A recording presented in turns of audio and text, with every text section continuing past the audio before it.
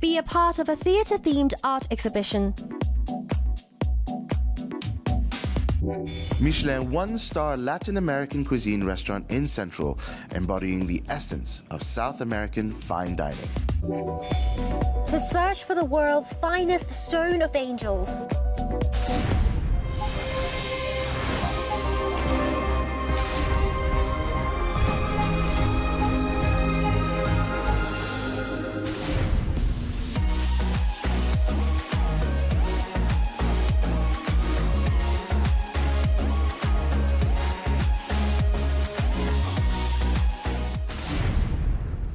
Hong Kong Island has always been a very chill place to be, with plenty of cafes and galleries abound. And this time, we're introducing an art exhibition from Show 1 that is theatre themed.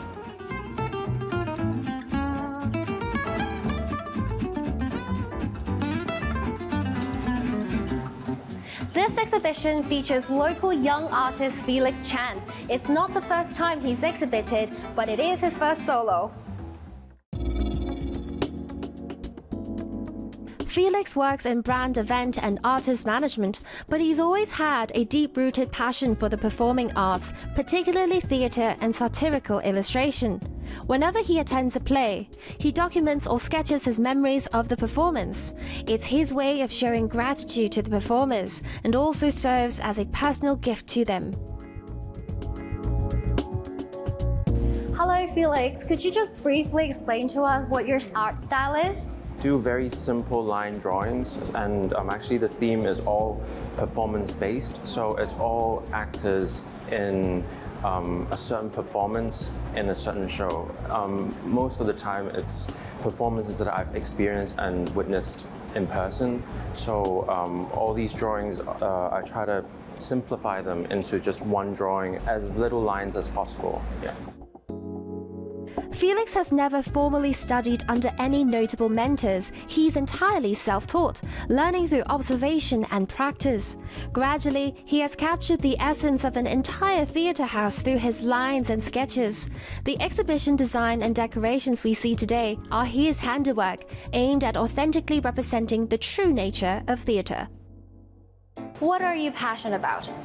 Actually, I'm very passionate about theatre and drama in general. Drawing is one of my hobbies, so actually my main job is not an artist, but I actually always go to the theatre, and drawing the performance is a sort of my love letter to all the performers and all the creators behind the scenes and also on stage.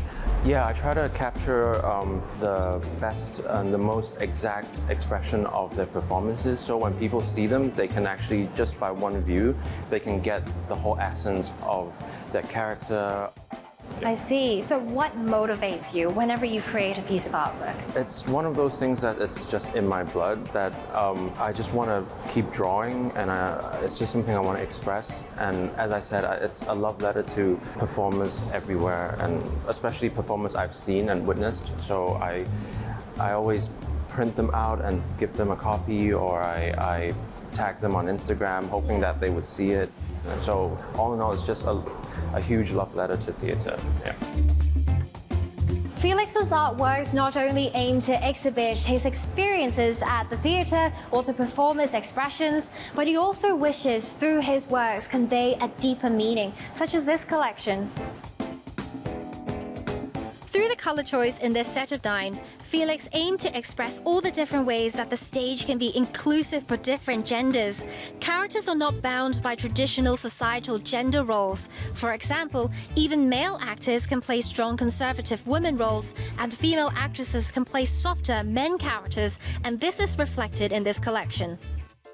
It's your passion to draw, but what is the ultimate goal? I think drawing is, for me, it's a very essential thing just to release creative juice. So my goal is just to sort of inspire people to do what they want.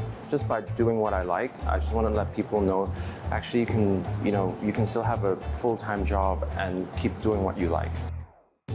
Felix aspires to capture the subtle emotions, expressions, and personalities of each actor or actress in their specific roles. He pays meticulous attention to the details of costumes and stage design, skillfully transforming these lines into the essence of the performance itself.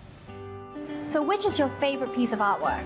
This is actually my favorite piece out of all my drawings. It's actually of one of my friends, and he's an influencer in Hong Kong. His name is Joey Ma. So actually he's one of the first people in the creative industry I've met when I came back. When I first saw him, he's in a full-on gown, sparkling, extremely fabulous, and he's one of the two people who inspire me to just keep on being yourself and doing what you like. What was your inspiration of Hong Kong your impression of Hong Kong? When I came back, I feel like everything's very stuck and old-fashioned, and people are generally quite comfortable in their ways and also quite judgy, which I'm also quite judgy, so I understand. But then after I met him, I feel the sort of liberation of, actually you don't need to care what other people think, because they obviously don't care, and I think that's such a liberating message for me. Yeah. I see. And what part of this artwork in particular that you like? Other than Joey Ma, obviously. Actually, I picked this dress that he loved because there's so many details, and it was very soothing for me to draw because I draw a lot of these details, and it's I'm very OCD as well. So it's so I love the details and his motion, his expression of him, and the pose. It's very, very him. That's everything about this I really like. I see it. Thank you.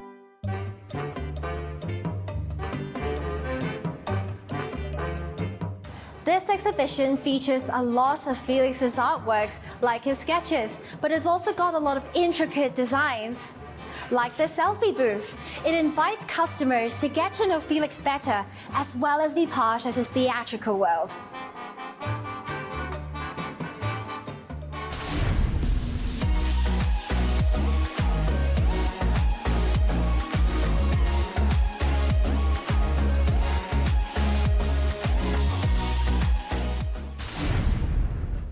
This Latin American restaurant received 1 Michelin star within 1 year of its opening, and it is one of Asia's 50 best restaurants. I am so excited to introduce this restaurant to you.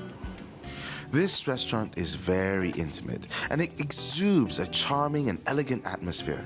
Its intimate size allows Chef Ricardo Chaneton to personally cater to the needs of each guest. The restaurant is set within an intimate 30-seater space with a chef's counter. The warm ambience sets the scene for Chef Ricardo's reinterpretation of Latin American cuisine, bringing exquisite flavors and inventive dishes to the table while respecting traditions. Chef Ricardo comes from Venezuela. He is fluent in multiple languages and originally had intentions of pursuing a medical career. However, after working part-time at a restaurant, he changed his aspirations and decided to enroll in culinary school. That's when his journey to become a renowned chef began. He honed his precise cooking skills and disciplined in several Michelin 3-star restaurants. And he also served as an executive chef at a French restaurant with Michelin stars for 4 years.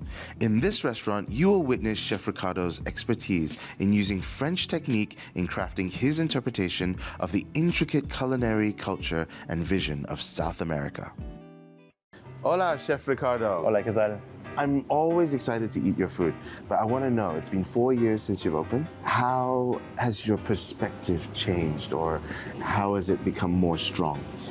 The way we started the restaurant was very kind of like a fusion between French cuisine and Latin American cuisine. After 4 years, we are now in a place where we can be ourselves. We can express a lot of ideas, so it's time to give back a little bit and put some things in the menu that it might have a little bit friendly to the palates of the locals. I love that, I love that. So what are we gonna have first? So first we're gonna have the langoustine, the fruit of the cacao from Ecuador, and a sauce that is made with the heads of the langoustine and fermented cacao paste. The smell just itself is really delightful. Make you salivate, no? Yeah, because we kind of know that sort of like langoustine flavor from the heads, something we know already. But with the cacao, the different versions of the cacao, and then the lemon rind, so much in my mind.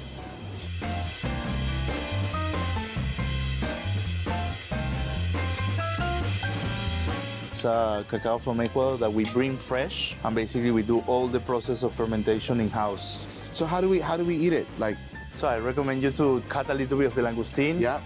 Normally the langoustine size is gonna be for 3 bites, Okay. and 3 bites of the cacao together with the sauce. I'm gonna make it last though. And then the spoon, of course, to clean the plate. So the sauce, the cacao, and the langoustine all together. Enjoy.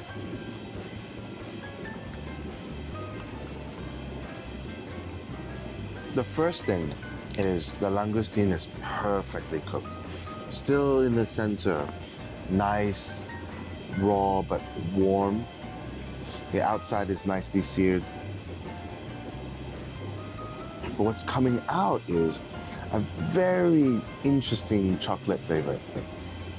You know, when we think of chocolate, we don't think of it being able to be flavored like this. We now think of chocolate in the 70s and 80%, that kind of chocolate, but not in the sort of the raw stages. But it's such an interesting flavor that's introduced to it, and it totally works. The langoustine is very sweet. Plus the bitterness of the cacao, it make the perfect balance and make a chocolate from the sea. It's amazing. This is a perfect dish.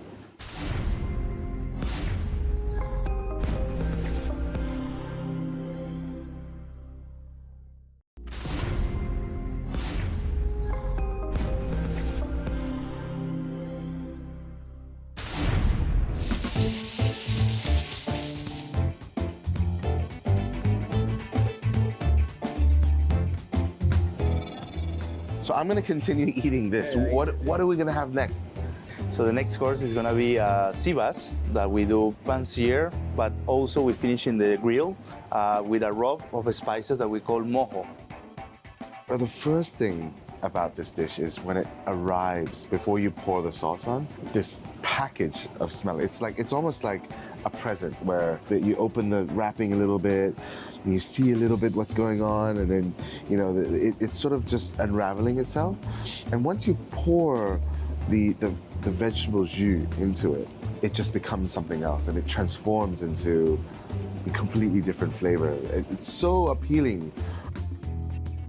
Actually, we take 7 kind of vegetables, and then we grill them, and then we steam overnight. The next day we squeeze it, but not too much. We don't want to get a puree. We just want to be the clarified water, vegetation water of those vegetables. So basically here you don't have any added water. It's just pure vegetable water.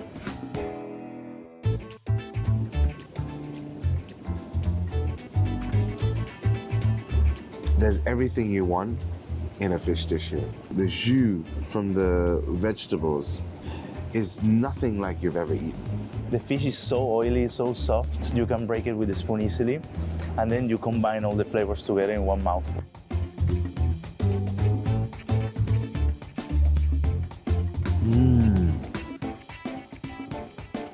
The gentle acidity that comes out of the tomatillo concassé. I had a slight hint of the kosho that you've done. I see what you're doing, just a little bit of heat, just so ever so gently coming out. We have a cold extraction oil, Colombian coffee, and we're gonna place it in the dish all around the concassé like this. And then you have this oil that is hugely confusing.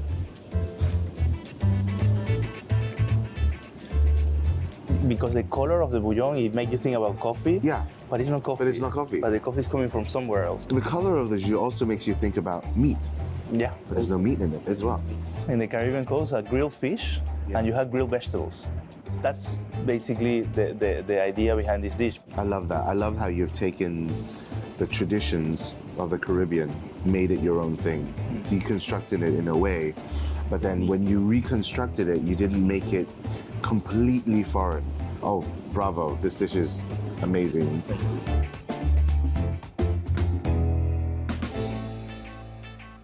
Lastly, for dessert, we have chocolate.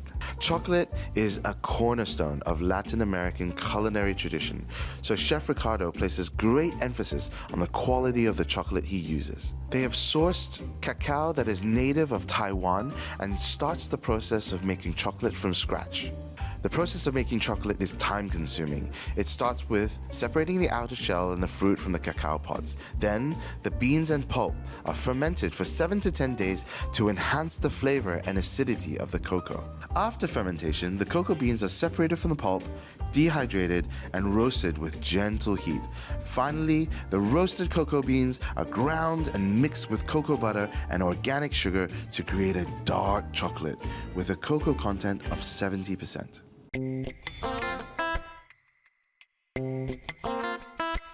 I think you should try the mousse here. The mousse is very huge character of an artisanal cacao. A lot of the time when cacao is so intense, it's quite astringent, it's quite acidic. You've dialed it down. I don't know how you did it, maybe in the fermentation. And then you didn't need so much sugar, which I really appreciate because you really let the product speak for itself. Oh my God. Living so many years in Asia, and I realized that you need to feature the product itself. So my dessert doesn't have that much of sugar like in Latin American traditional dessert. So the next I will recommend you to try is the ice cream, a little taste of mate.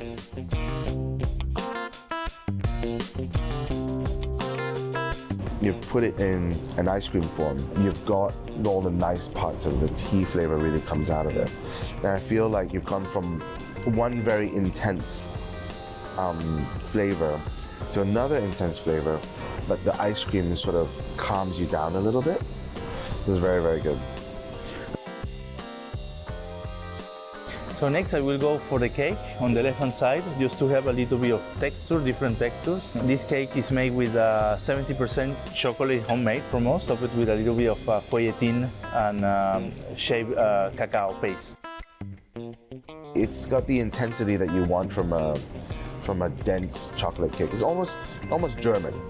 I feel there's a little honey in there. Is there a little honey in there? We put sweetness with honey. Yeah. Yes, I got that right. Yeah. Okay, and last but not least, we have a tuile made with Brazil nut and cacao.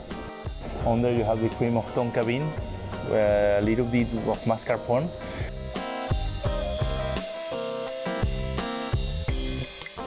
so you have the two textures of crunchiness, the tuile on the top with the nut flavor, the biscuit, I guess, on the bottom. The tonka bean flavor is like an earthy perfume.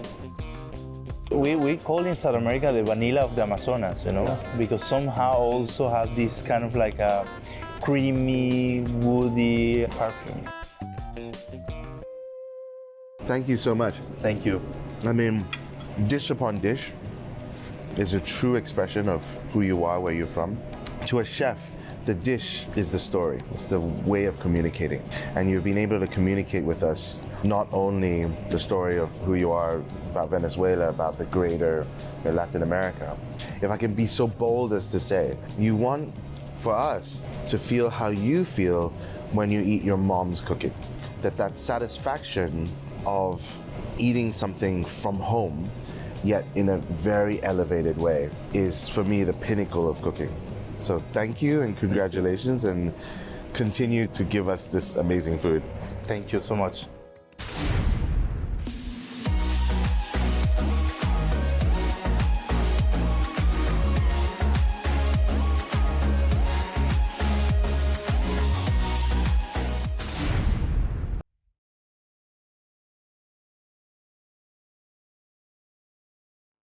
Besides the traditional green jade, there's actually a gemstone called the lavender jade that has been increasingly popular in the recent years.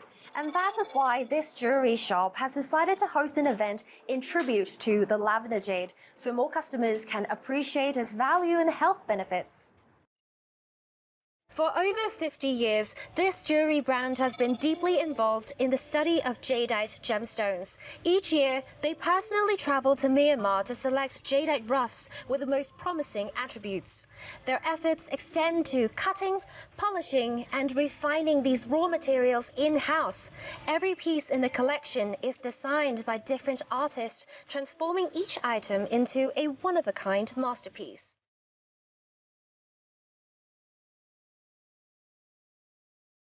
Actually, lavender jade is the second most precious jade after green jade, and because it has this light purple tone, people refer to it as lavender jade. Purple has always been associated with sacredness and nobility, and it's been known to dispel negative emotions and calm your state of mind. Hence, it's also known as the Stone of Angels. And this collection we have here is called the Capri Collection.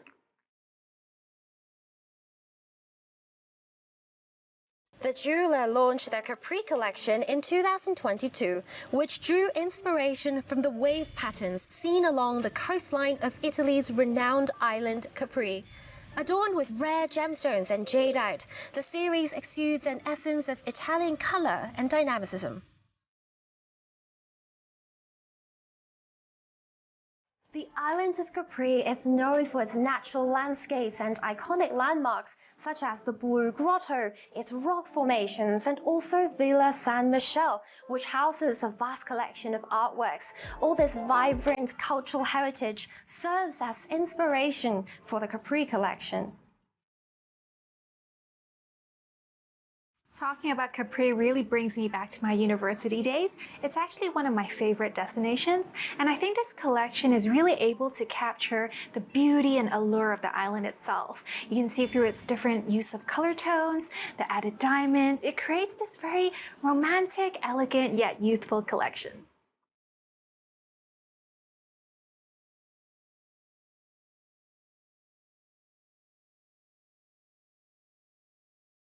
The Rose collection, on the other hand, is inspired by the vintage rose-cut diamonds from the early 1500s. The subtlety and romanticism of these diamonds are highlighted when shined with light. Paired with traditional jadeite gemstones and set in contemporary designs, each piece in this collection reveals an unusual depth and layering.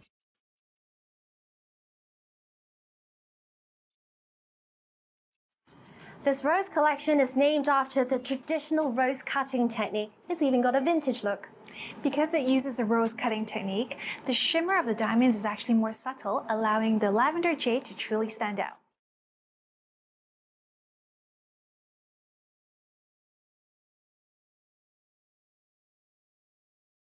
Indeed, a lavender jade necklace once sold in auction for $20 million. That's truly outstanding.